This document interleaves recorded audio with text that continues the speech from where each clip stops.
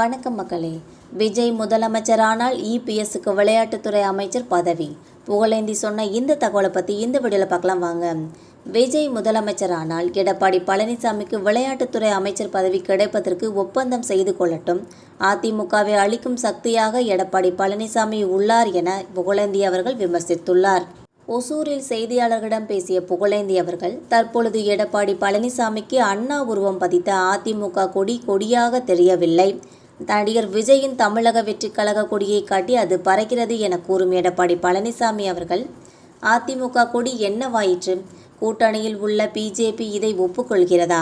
BJP தங்களின் எதிரி என நடிகர் விஜய் பிரச்சாரத்தில் எதிர்ப்பு தெரிவித்து பேசுவதோடு இல்லாமல் பிஜேபி உடன் தான் போட்டியே என கூறி வருகிறார் என்பது குறிப்பிடத்தக்கது. இந்த சூழலில்தான் கரூர் சம்பவம் நடைபெற்றது. தனது கூட்டணியில் பிஜேபியை வைத்து கொண்டே நடிகர் விஜயின் கட்சி கொடியை வானோங்கி பறக்கிறது என்று எடப்பாடி பழனிசாமி அவர்கள் கூறுகிறார். சொந்த கொடி போய்விட்டது என்பதை உணராமல் ஊரில் உள்ள கொடிகளை எல்லாம் சொந்த கட்சிக்காரனை விட்டு அதை பிடிக்க சொல்லும் அவமான நிலை தற்பொழுது ஏற்பட்டுள்ளது. எடப்பாடி பழனிசாமி அவர்கள் தனது சகாக்களுடன் நடிகர் விஜயின் வீட்டு கதவு முன்பு விழுந்து வணங்கி 23ஆம் புலிகேசி திரைப்படத்தில் வருவது போல கூட்டணிக்கு இவர்கள் விஜயை அளித்ததால் ஒருவேளை அவர் சம்மதிக்கலாம் என்றும், அவர் விஜய் கூட்டணிக்கு ஒப்புக்கொண்டு அவர் முதலமைச்சர் ஆனால் பழனிசாமிக்கு விளையாட்டுத்துறை அமைச்சர் பதவி கிடைக்குமா என்பது சந்தேகமே என்பதால் ஒரு ஒப்பந்தம் செய்து கொள்ளுமாறு ஒசூரில் இருந்து தெரிவித்துக் கொள்கிறேன்.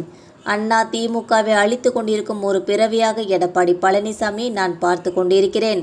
கரூர் கூட்ட நெரிசலில் சிக்கி உயிரிழந்த 41 பேருக்கு பல்வேறு கட்சியினர் நிவாரணத் தொகை வழங்கிய நிலையில் அதிமுக வழங்கவில்லை. எங்கேயோ அமர்ந்திருக்கிற காங்கிரஸ் கட்சியின் தலைவர் 2 கோடி ரூபாய் நிவாரணம் கொடுத்துள்ளார். இந்த நாட்டினுடைய பிரதமர் உயிரிழந்த குடும்பங்களுக்கு தலா பாரதிய ஜனதா கட்சி சார்பாக 2 லட்சம் ரூபாய் நிவாரணம் அறிவித்தார். மேலும் விடுதலை சிறுத்தைகள் கட்சி தலைவர் திருமாவளவன் அவர்களும் மக்கள் நீதி மய்யம் கட்சி தலைவர் கமல்ஹாசன் அவர்களும் உட்பட அரசியல் கட்சியினர் உயிரிழந்த குடும்பத்திற்கு நிவாரணத் தொகைகள் நேரில் சென்று வழங்கினார்கள் என்பது குறிப்பிடத்தக்கது. அதேபோல தனது சொந்த கட்சி தொண்டர்கள் உயிரிழந்தார்கள் என்பதற்காக தலா 20 லட்சம் ரூபாய் நிவாரணம் அறிவித்தார். இதனை நான் மனதார பாராட்டுகிறேன். ஆனால் ஒரு நிவாரணமும் வழங்காத ஒரே ஒரு அயோக்கியன், திருடன், மொள்ளமாரி, நாட்டை ஏமாற்றி அரசியல் செய்து கொண்டு தலைவர் எம்ஜிஆர், மாண்புமிகு அம்மா உள்பட என்னை போன்ற தொண்டர்களின் பணத்தை வைத்துக்கொண்டு நிவாரணம் வழங்காத ஒரே ஆள் பழனிசாமியே.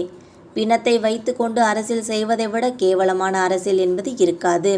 அதிமுக சார்பில் பழனிசாமி இதுவரை 10 பைசா கூட நிவாரணம் வழங்குவதாக அறிவிக்கவில்லை. ஏனெனில் அவர்கள் மிகவும் கஷ்டப்படுகிறார்கள். பக்கத்தில் இருக்கும் சகாக்கள், முன்னாள் அமைச்சர்கள் எல்லாம் சாப்பாட்டுக்கே கஷ்டப்படுகிறார்கள்.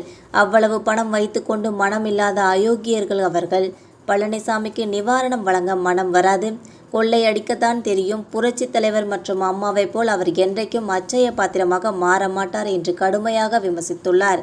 இந்த வீடியோ உங்களுக்கு பிடிச்சிருந்தா மறக்காமல் சப்ஸ்கிரைப் பண்ணி பெல் ஐகானை கிளிக் பண்ணி வச்சுக்கோங்க. அப்போ தான் நம்ம போகிற டெய்லி வீடியோஸ் உடனுக்குடன் வந்து சேரும். தேங்க்யூ.